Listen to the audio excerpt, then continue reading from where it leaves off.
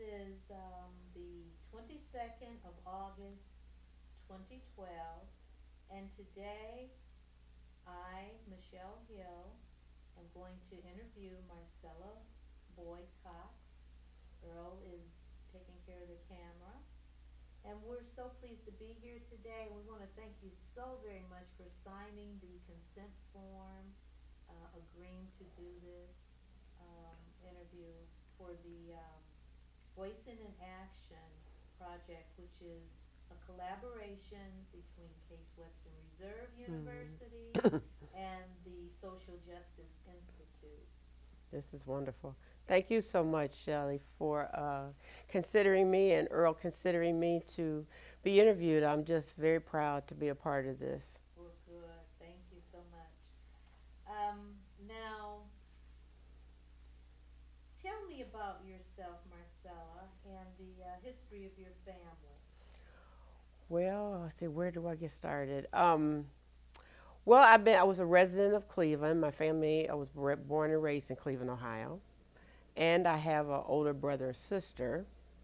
My sister is about 10 years older than I am. My brother 13. So I was the baby of the family, and virtually, pretty much came up as a only child almost because my brother and sister were out of the house by the time I really got a real awareness of having siblings.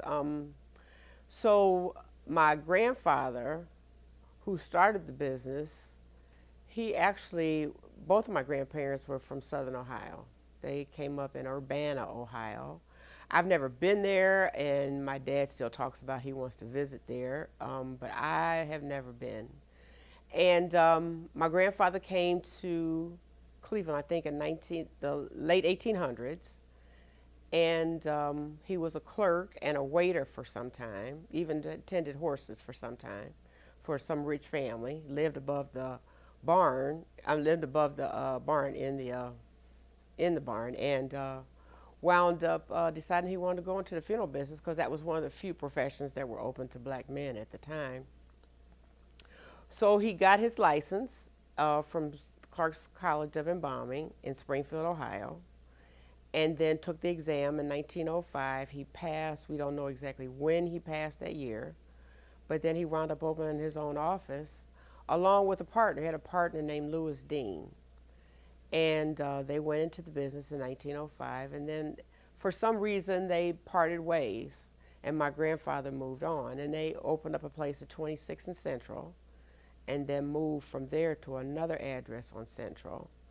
And my grandfather stayed there. Actually, he had a haberdashery. They had a haberdashery in part of the funeral home, and the funeral home on the other side. I know it's kind of wild that they did that, but yeah, it turned out to be successful. My grandfather was very involved in church. He was very involved in St. John's AME Church down on 40th in Cedar, and very involved there. And he married my grandmother Cora in I think it was 1911, and they lived above the funeral home. And then my dad was born in 1915, and his sister, my aunt Lucille, was born in 1917. And they were a normal family, very very church bound. People around the turn of the century, everybody went to church. They were in church all day long. My dad was really, really involved in St. John, and even to this day, he'll tell you that he loves the relationships that he built there. Wow, that church has a lot of history. And Yeah, I think it's the oldest African American Episcopal church in Cleveland. I think it is. And it was also part of the Underground Railroad. oh yeah, that's true. I did hear that. Yeah. So I was born in 1954. Oh my goodness. And born again in Cleveland. My parents we were living in the Glenville area at the time. And I was going to Cleveland schools. My brother and my sister graduated from Glenville. I didn't finish Glenville. My parents had moved to East Cleveland by the time I got in high school, so I finished at Lutheran High School East. Which is where we met. Yes, Shelley, and all your sisters and your family and your mom and parents. And yeah, I went there for my junior and senior year. And really loved Lutheran East. I had visited there my 10th grade, my year of 10th grade, and I really loved it there. But, kind of stepping back, I went to Miles Standish, which is now Michael White Elementary School. Left there and I went to Collinwood, major work at Collinwood. I transferred, for junior high school. And then I left there and went to prep school for a year. Boy, that was an experience. It was so hard being away from home. It was one of my first experiences being away from home. It was a very grueling year for me. And so I wound up coming home a lot on the weekends and during the holidays and visiting a friend who was going to Lutheran East. And that's how I got introduced to Lutheran East. And I loved it so much that I said, oh no, I'm coming back and, I'm going to go to Lutheran East. And I loved it. I really did. I love Lutheran East. And, everything is pretty cool.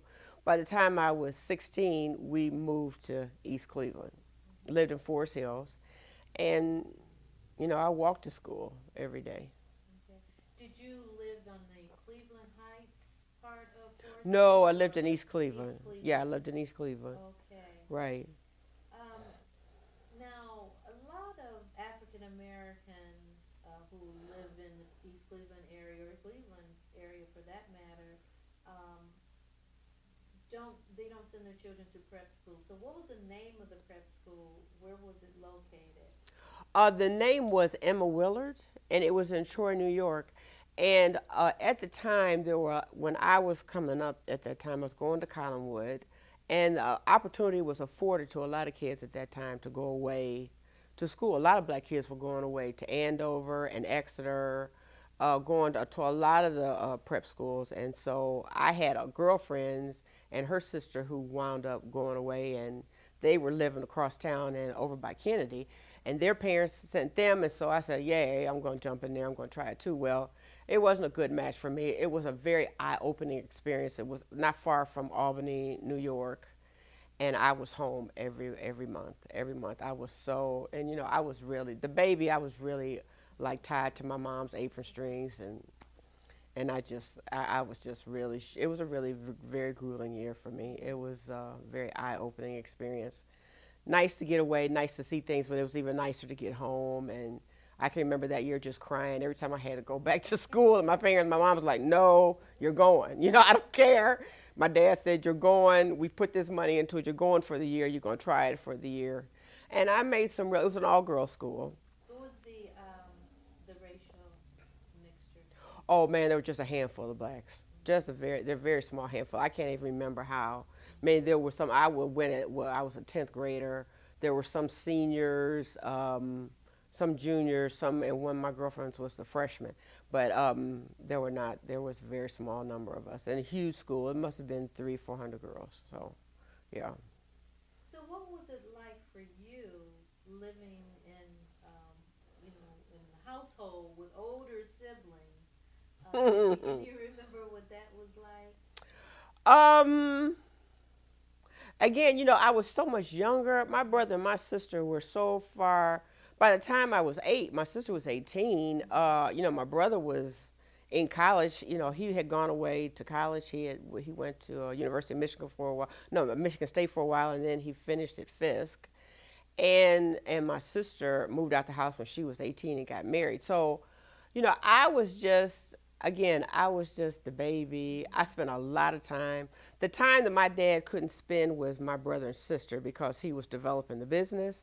Well, by the time I was of age, he was able to spend a lot of time with me. And I had a lot of friends. We were going to the Fairfax Recreation Center. I'll never forget they had family night on Fridays.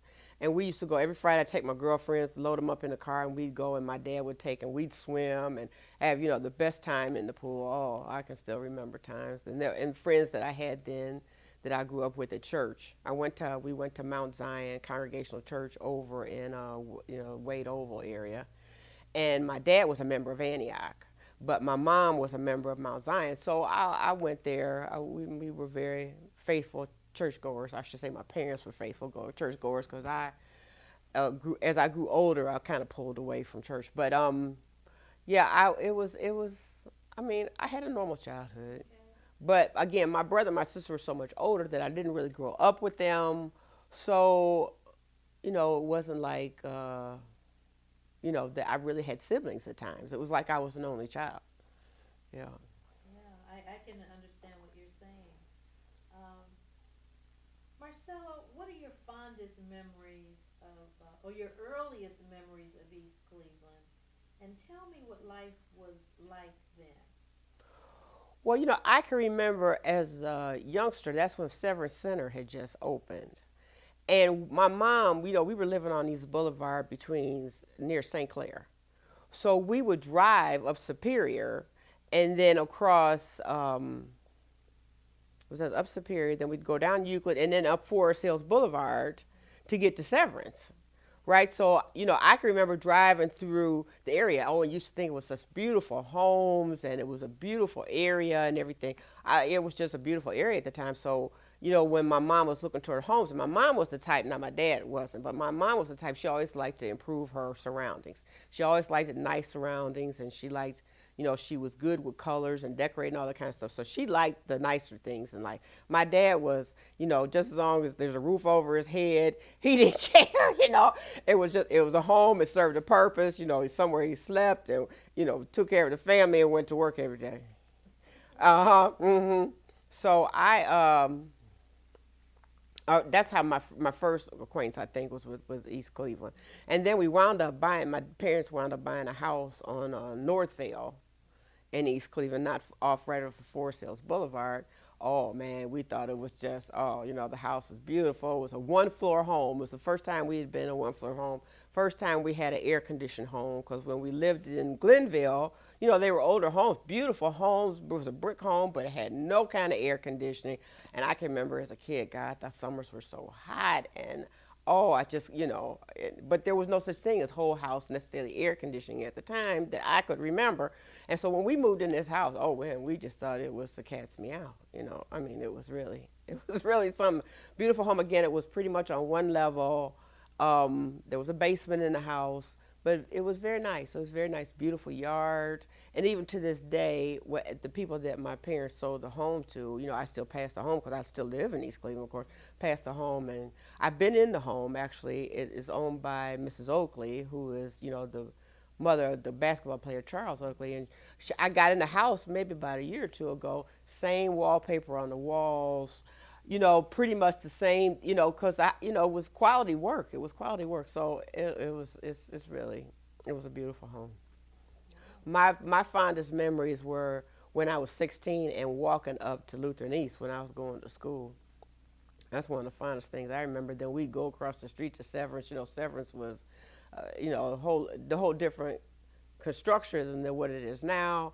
And you went there, and that's when you had that indoor mall. It was a whole new concept, and oh yeah, so. Yeah, after school we would go over there. Right, go over there. Right across the street from Lutheran. Right across the street from Lutheran East, and then we go there and go and play bowling, and then the stores were there. Oh yeah, it was a beautiful area. It was a beautiful, beautiful area.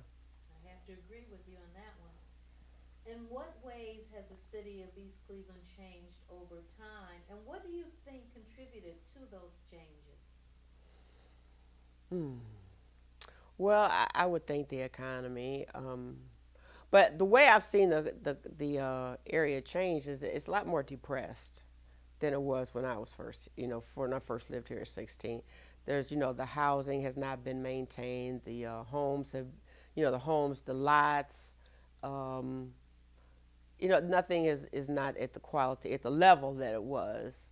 But I'll say this, even to this day, being here, and I've been a manager here at this location since 1999. So I've been here every day, pretty much since 1999. And we moved into this building in 1972. It was purchased in 1972. I still travel the streets and can travel the streets in the middle of the night, and I feel very safe. I don't worry I've never had anybody approach my car. Never had anybody look like they were making inappropriate or say the wrong thing to me. I know we've had some people who may come in the funeral home who are homeless and they want a handout of that. But other than that, and I'm called down here a lot in the middle of the night because maybe the alarm goes off and I have to meet the police here. And I've never had a problem. So I still feel safe. And I'll say this to you. A couple weeks ago, and I live on Glen Road. in East Cleveland, and I have a two-story home. I'm there by, I live by myself now because my children have left the I'm an empty nester. I have a 25-year-old daughter, a 28-year-old son, and I had my air conditioner on the second floor, and I fell asleep and woke up around 2 o'clock. I usually wake up in the middle of the night. Woke up around 2 o'clock in the morning, and so I'm kind of going walking around the house on the computer, taking care of chores, and I was about to lay down at 4 o'clock, and I said, "Geez, something don't seem right here."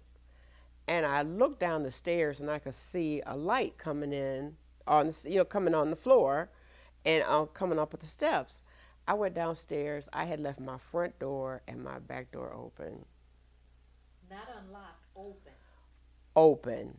My screen was locked, and I had a security. I don't have a security screen on my front door. I have a security screen that was locked on the back door. But it's 4 o'clock in the morning. Anybody really at my front door could have busted in the screen, and it's just that easy to get into. It's not like it's just like a locked door that it can't be tampered with. And I thank the Lord. I thank the Lord that I was still safe. But then I felt like, gee, people want to get this bad name to East Cleveland, like we've got all these vagrants and people who are suspect all the time wandering the streets.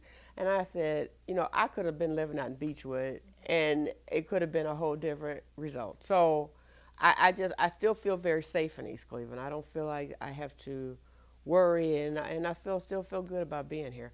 I don't want this building to ever close. I know we've talked about selling it. There have been efforts to sell it, and I've really tried hard keep it, for us to keep it, Now, you said you lived in the East Cleveland side of Forest Hills, and having lived there myself, although I was on the Cleveland Heights side, I was there until '83, and I remember at the time there were a lot of Caucasians, Europeans, whatever you want to call them, who lived in the area and would freely walk at night, when it was dark, and walk their dogs. Yeah. People do not walk the streets, and I tell you, like at Halloween, and I've noticed this over the years, since my kids came up. The kids used to, even though when we came up, we just ran the neighborhood freely. We didn't have to. I mean, I was all over the Glenville neighborhood, with my bike all in my bag, and I didn't have to worry. When my kids came up, it was more hands-on. You just kind of want to follow them to the door, or be more mindful, because you didn't have that real sense of safety. But anymore now, I notice it a whole lot. Parents are taking their kids by the hand on Halloween, coming to the door, standing on the curb, letting the kids, but they do not let them venture. And not as many kids are out on Halloween. But I still see a lot of people walking. I still see a lot of people walking their dogs. And there's still a lot of whites in Forest Hills. Now, when we first moved to East Cleveland, when I was 16, which would be what? That was 54, about 60, or 70. Yeah, about 70. We had white neighbors on both sides. People didn't necessarily the friendliest. You weren't in and out their homes or visiting, or you really knew who your neighbors were. But there were a lot of whites, and that's one thing that I had. Like you're saying, you asked me earlier about how has the neighborhood changed. Well, there are a lot more blacks here now. The population has really shifted. There are a lot more black people, but I'm more concerned about the economics of the area and the opportunities that are being afforded to the students. Now, I think with what's been done at Shaw High School, oh, it's amazing. I think, I was there doing some workshops. It's really, the school's beautiful, and they've done some really wonderful things, making offerings to the kids about life careers and what they can do just right out of high school. The school looks like it's, state of the art, a beautiful school. But I'm just concerned about the economics, the jobs that are afforded people. I still see, and it's very hurtful to me, I see a lot of these young black males who just kind of, you see them sitting on the front porch. It's the middle of the day. They don't seem to be really engaged. You see them kind of walking up and down the block. You don't see them they don't seem to be engaged in a job. And that's very worrisome for me because I feel like they're just not being afforded the same kind of opportunities for a white kid at the same, at the same point in life. I don't see that. I don't see that. Yeah, now you're touching upon the inequality issues that are faced with any urban community. Right, right. How has inequality impacted you personally? Well, I'll say this as far as racial relations. When I came up, I went to Collinwood for junior high school. And when I went to Collinwood, that's when there was a lot of turbulence. Collinwood was usually a very segregated school. There were only then the handful of blacks there, and I can remember the ethnic population at that time. They were so upset about this influx of black students because we were kind of bussed in from the east side and taking that one bus, that St. Clair bus, out going out to East 152nd Street. And I can remember them, filing around the perimeter of the school. And they had bats and bottles in their hands. And I can remember approaching those front steps, those huge front steps, and them coming after us, storming the school.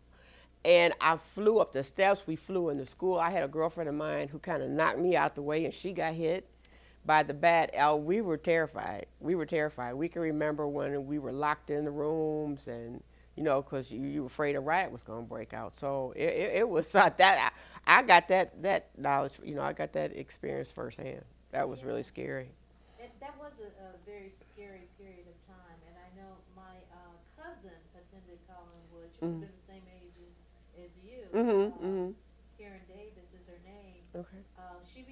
She just retired from teaching in East Cleveland. Wow. Her entire career. But I can remember how afraid I was. And her father would drive to school, and he just pretty much, he was a pretty big guy, and he pretty much rescued the girls, her friends. So, Right, right. You just couldn't just walk to school. Right. And, not during those times. Right, right. Yeah. It was a very scary time, and we took the bus out there, and then we, kind of all crowd together to kind of walk across the street, trying to offer each other protection. But that was a scary time, and No doubt. so I mean, the school has changed. The black population there in Collinwood area, which is not far from East Cleveland, has really changed too. Marcella, can you recollect a memory or instance when the community of East Cleveland fought for something? Well, yes, I can remember here recently when they fought for the hospital for Huron Road, and I can remember when they fought here. It was about the same time they were fighting for the post office here on Shaw. And to this day, I'm always, because that's right around the corner for me, so it's very convenient. And we really were afraid that we would lose it, because it's such a resource for the community. And so I go there all the time, and I'm constantly asking the cashier or the clerk at the window, when are they going to close? When are they going to close? Because I mean that's quite a, that's a lot of traffic I think still goes through there. It makes it more convenient. If you have to go across town, it's going to make it awful inconvenient for residents around here. People who can pretty much walk to the post office right now. Yeah, I really like it. I've gotten some friends there, and then you can move in and move out. You have to go up to Cleveland Heights. The lines are so long. They're so long, and I hate it. I just hate going up there. So now we're touching upon the institutions that are contingent to East Cleveland, the Cleveland Heights area. And so can you elaborate about how the surrounding institutions and cities impact East Cleveland, in addition to what you were talking about, the changes at the post office? Well, it's going to be really interesting to see what happens with the hospital. I mean, I can appreciate the economics and that the beds weren't being occupied and they weren't being used. There was a lot of money that was being spent to maintain the building. And I'm hoping that Stephanie Tubbs Health Center is able to really help. But, it's going to be interesting to see what happens in the future since there's no real hospital unit here. I had a son who was living in the building. I had to rush him to the hospital. And this has been since the hospital closed, so I had to take him all the way down to UH, across from K. So, it wasn't that much further and we still got served. But I'm wondering about somebody who's been shot or somebody who needs really immediate care and can't just sit and wait to be admitted and that it's going to it's going to be interesting. And I see they have knocked down the hospital. I don't know what plans they have for that lot, but the hospital is gone. The ground is leveled. It's going to be really interesting to see what happens for this community because I know the fight again was for the trauma, it being a trauma center, and now there is no trauma center really in this area. I know as time moves on, things change. They say the only thing about change is that it's certain is that there's always change. But I just that was one thing. That was an institution in this area. It had that nursing school, and I know it wasn't being patronized, and it just wasn't. Bottom line, it wasn't cost efficient. But it was a major loss to the community, a major loss to the community, that's why I'm hoping like the post office doesn't leave. And then you had hotels around here like the East Town. And there were some other. Again, this is a major thoroughfare. Euclid, they say, runs all the way to New York City, and it's just sad to see the change that's happened in East Cleveland. I'm glad that the Shaw has been rebuilt, and I'm glad they've maintained that building. But the economics of the city and the people, the fact that people are not being afforded opportunities, and then you've got a lot of gang activity going on and a lot of undesirables. You're going to have that wherever you live, but it's just the makeup. It's just a challenge anymore. It's just a real challenge.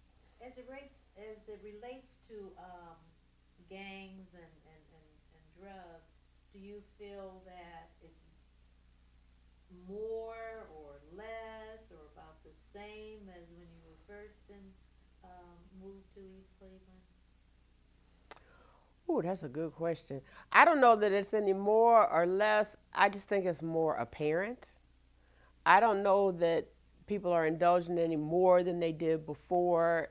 It's just become a more of a topical. It's more topical.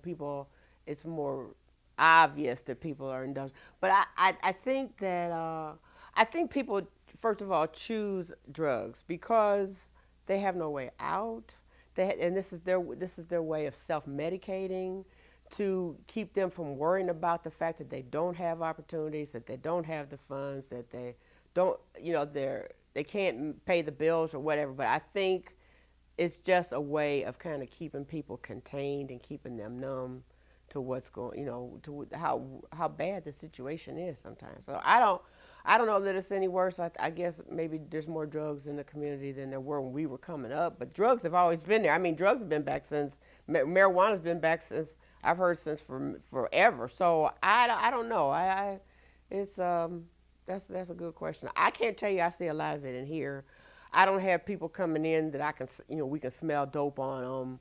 I don't have a lot of that, but you got kids. You got kids in the neighborhood, and I know sometimes they say kids smoke in the bus station, but I don't see a lot of it. I don't see a lot of it necessarily. No, I see a lot of conscientious people, fun people who love East Cleveland, and have been here a long time, like May Stewart, who used to be the city manager, and then you got Mr. Davis, who owns the funeral home down the street. He was very involved in the community. I see a lot of people who are still hopeful that East Cleveland is going to maintain and that it's going to come back to the level that it once was and still be a wonderful place to live. I don't I don't I don't I don't deal with a lot of the drug addicts, and I don't see them. To be honest with you, I don't see them in here. I don't. We talked a little bit about the various institutions. Would you like to elaborate? Are there any other institutions? I would imagine by virtue of you being a mortuary that you had relationships between the churches as well as the McGregor home. Right, Yes. right, right. And again, McGregor has invested a lot of money in developing the McGregor home up there. It's a beautiful, beautiful area. And the churches, I know Starlight here and Bright Star on Hayden, and then there's Windermere United Methodist, and then there's some churches further out Euclid.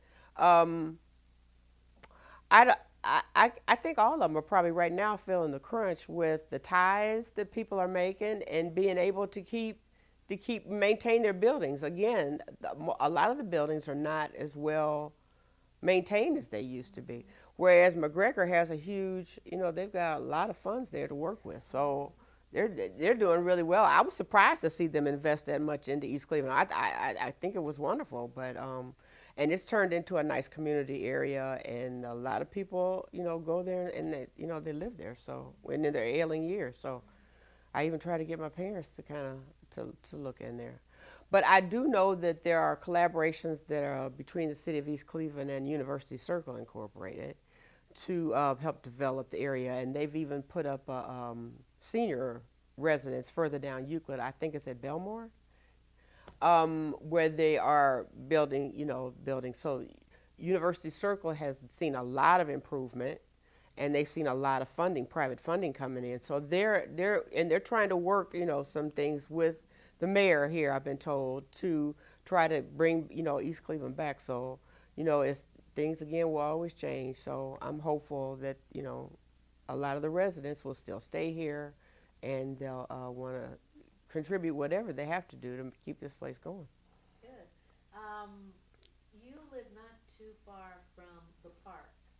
Yeah, Forest Hill Park. Hills Park. Mm-hmm. Mm-hmm. Did you go over there a lot when you were growing up, or? Well, as as all mothers do, I took my kids there. My son there, he was playing sports there. He played baseball, little league, and that there. But I'm not a big walker and that, so I'm not real outdoors kind of person. But yes, I was there. I mean, even when we lived on when coming up when I was younger and still living in my parents' home, I was up there and bicycle and that. But I'm not a real outdoors kind of person. But it was a beautiful park, and I have been there. Yeah, I have been there. I know I gave my daughter her graduation party there in the pavilion there, and it's a beautiful area. And I hear about some crime happening around me, but I haven't heard anything real sensational. Not anything real break-ins maybe, but not anything so where people have been really shot, hurt, killed, anything like that. Mm-mm. Have you ever gone to see plays at East Cleveland. Theater? No, but we were talking earlier about you and Earl being in one of the productions, a couple of the productions. I haven't, again, as one of those things I put on my calendar, I say I'm going to do, and then it gets by me every year, but I know that they do good work there. And we have been supportive of that institution with ads and that, trying to, keep them going. Okay. Marcella, what is your vision for a future East Cleveland? And tell me about the major issues that need addressing in order to better East Cleveland, the community in which you live and or work, or the city as a whole. Mm. Again, I think that the jobs have got to come back to the area, and I don't know quite how that's accomplished. I mean, we've got this huge medical campus down the street at UH, between UH and Cleveland Clinic. There's got to be a way, and I know they're on the strip of Euclid now. They're building up in University Circle. They're making doing a lot of housing for like medical students and the doctors and stuff. And I know they're trying to pull that into East Cleveland because, again, this is a easy thoroughfare. The bus station, Windermere bus station, carrying people to all points all across. But there's got to be a way to support, first of all, the education system, so that it's top-notch education, so that when the kids graduate, they have a real promise of a future. And they really want to do something with their lives besides, winding up in prison and not having opportunities. There's got to be a way of doing that. And then there's got to be a way of bringing more jobs here. And I don't have the answers to that. I know the political climate in East Cleveland is such that, it just seems like there's a constant fight between the mayor and the city council. And even if they've turned over administrations, it still turns out to be a rather adversarial relationship between the council and between the mayor. I hope that we can kind of transcend that to do what's best for the city. I go into East Cleveland City Hall on a semi-frequent basis. I'm so sad to see how that building has deteriorated. I wish there was some way to bring that building back up so that it was a real nice looking building. I mean, it's suffering in a lot of ways. I'm sure they have all kind of maintenance issues there. The police department, as best I know, is top notch. Whenever I've had to call the police here or in any personal issues, they have always answered. I hear a lot of stories about, East Cleveland. We only got very small departments, so the response time is very slow. I haven't had that experience at all. They have always been Johnny on the spot. They've always been very helpful, very accommodating. Whatever I needed, they were right there to do it for me. So I don't have any complaints with the police department. But what my biggest concern is the kids and the job opportunities. Because if the kids don't have the opportunities, they're going to get stifled. They're going to get frustrated. They're going to get angry. They're going to start acting out. They're going to get involved in not very distasteful kind of behavior with having very few options. That's where my biggest concern is with the kids. And then hoping that the businesses, that the small business owner can keep his place going. I mean, we've seen the influx of some of these larger grocery stores. So the mom and pop grocery store isn't as popular as it used to be. But there's the grocery store. I'm in the process of reading a book. Gotten so far, just a little bit through. It's called Our Black Year. It's written by a black woman and her husband, they live in Chicago, and they spent a year trying to only patronize black business.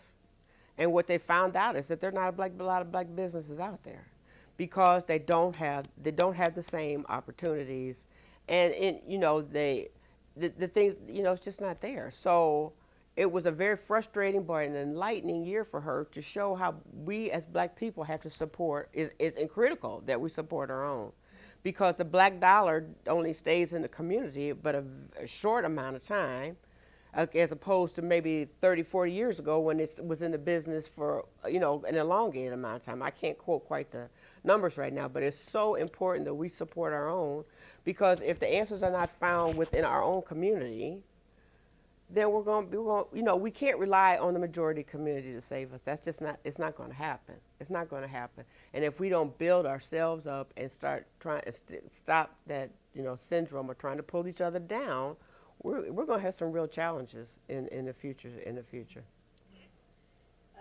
The book that you talked about, Our Black Year, what year was this written? Was it written, or not? Was it written? What was it pertaining to? What period of time? You talking about the actual calendar year, or are you speaking of the period of time in which they actually tried to support just black businesses? Patronize black businesses. I'd have to go back to the book. I'm not remembering. It's been recently. It's been in recent years. It hasn't. It's not like it was 10 years ago. This has been something I would say within the last 5 years that she did this research, and she was a very well-educated woman. Her husband graduated Harvard. She's got her master's. She's an attorney, and I wish her name was coming to me right now. But, she's a well-educated woman. So they consciously made the choice to see where it was going to lead them to support only black business. And what they found is there's no chain of black grocery stores. There's no chain of black dry cleaners. There's no chain of black pharmacies.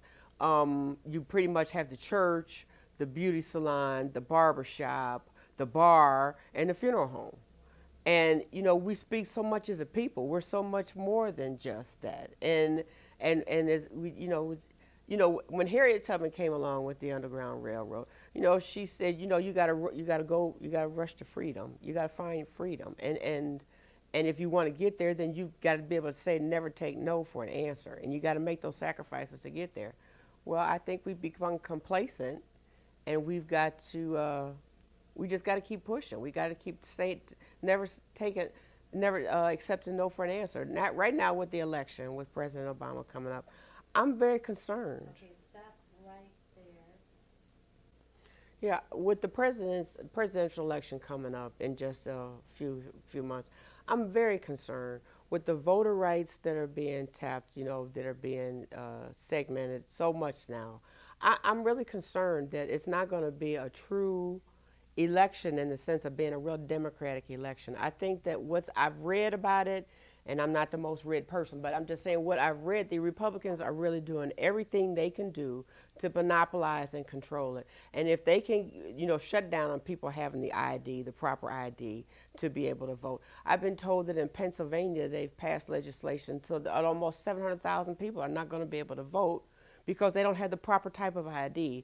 And in order to get the kind of ID, they have to have the access to transportation, which some of these seniors just don't. And if they're on a fixed income, they may not have the funds to really pay for to get to the transportation. It's a scary kind of election. Women's rights are being really questioned. A woman's right to her own body, to be able, whether she wants to have a child or whether if she's raped, she still has to have this child. I just, and even now with the president, I think it was the beginning of August, women were able to get free contraceptions.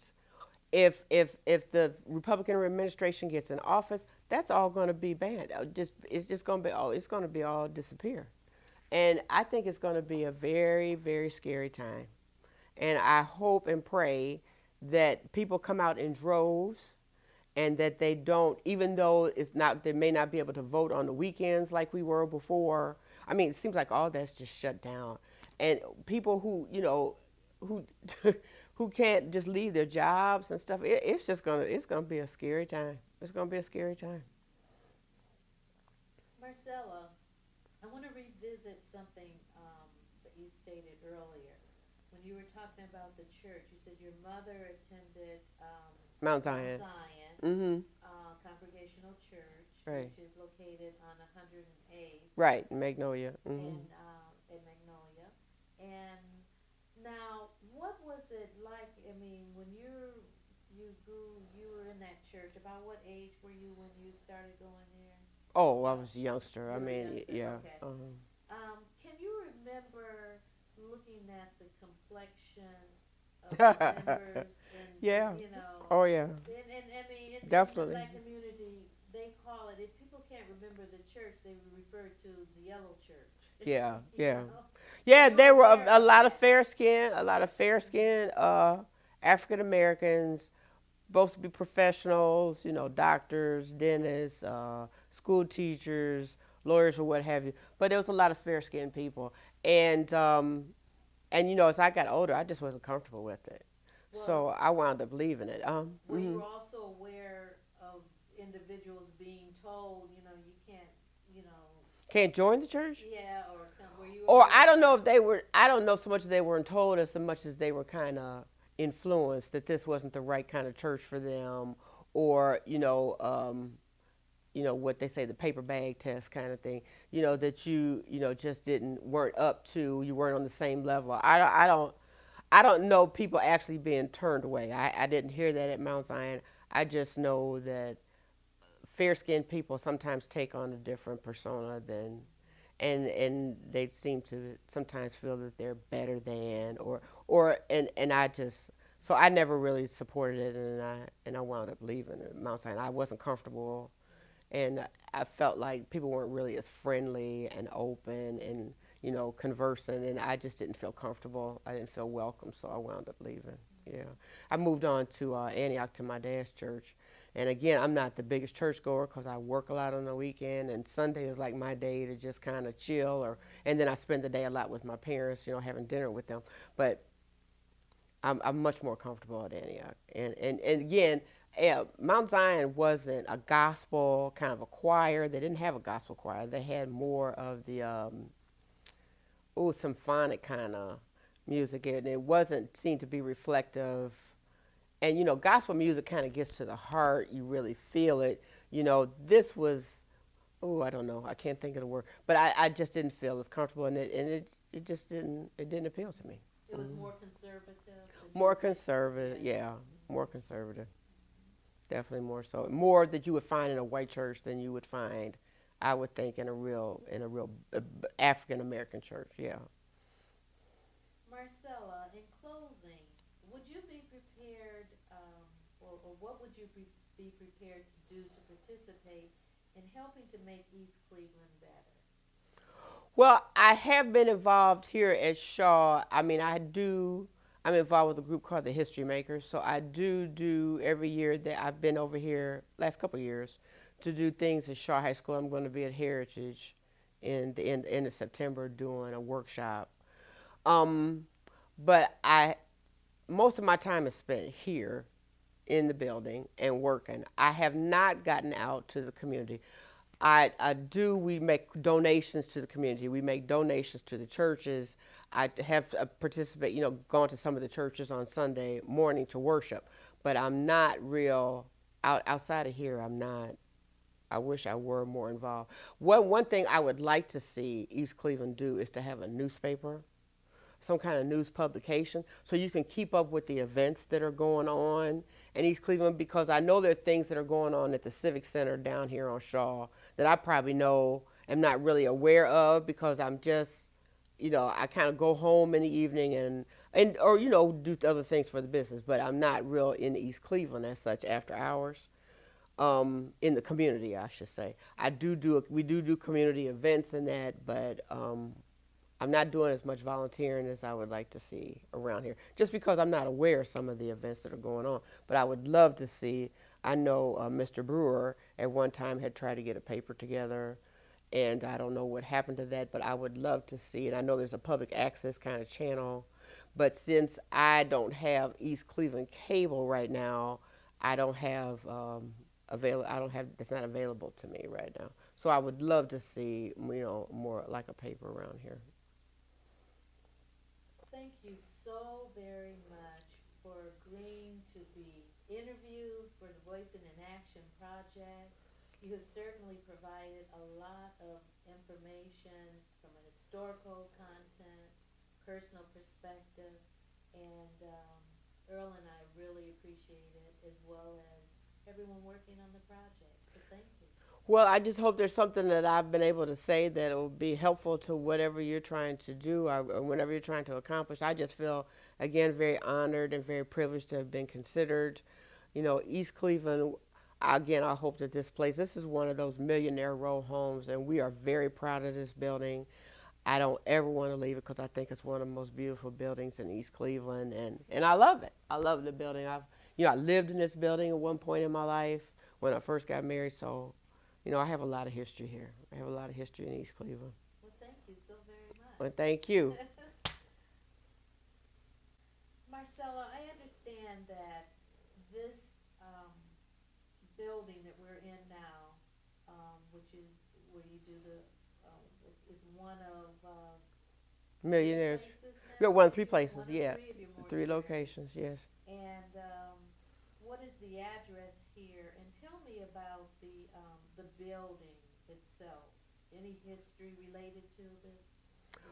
Well, I know we moved in here in 1972, but before that, it was called Owens Plantation. And what's the address here? It's 15357 Euclid. We're right across from Shaw High School, right here between Shaw and Taylor.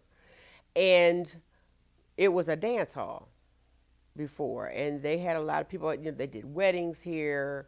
In fact, we had a gentleman stop here in the spring, a white man, whose father owned this building, and he lives in Florida now.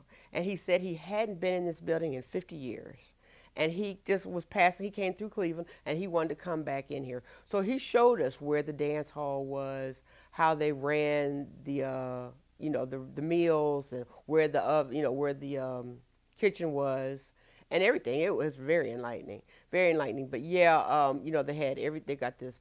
It's like a plantation. It looks like a plantation with the columns and with the porch out on the front yard. So that's where it came from.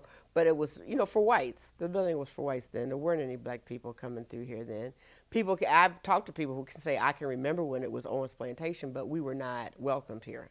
We were not welcomed here. And again, this house is part of what's called Millionaires Row.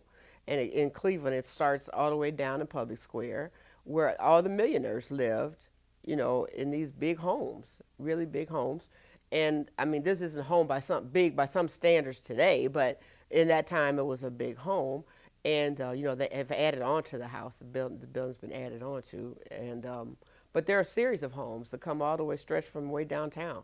And the ones that are in East Cleveland now, there's Cyphala's Bread and Breakfast, which is on the other side of Euclid there, at Grassmere.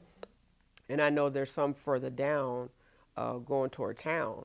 That I think there's a daycare now, and there's some others that are out a little farther. But yeah, I mean, this was you know, really ritzy titsy area at the time. So it has a lot of history to it, and I mean the wood in the building is beautiful.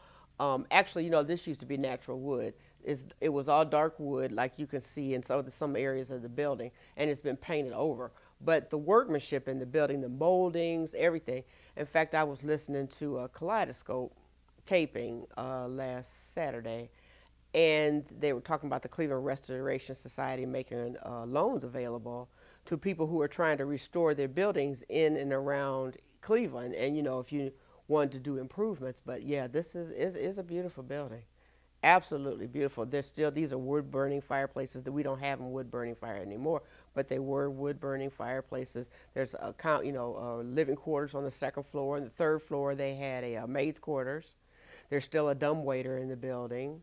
There's an original stove in the building. So it's just, in fact, I've even got my, not from necessarily this building, but I've got my great great grandmother's organ. It was a pedal organ that it's an antique, so I hold it here. But I mean, it's just a beautiful area. That's why I don't ever want to see East Cleveland be lost. I mean, I know it's one of the poorest communities in the country, but there is so much still going on in this area that needs to be preserved and held on to, because it's got a rich heritage. Ron D. Rockefeller had his own homes here, and all the Rockefellers' homes that they have up in Forest Hills Park now, where all his employees were living and stuff. It's just it's a beautiful area. So again, thanks so much, Shelley. I appreciate it.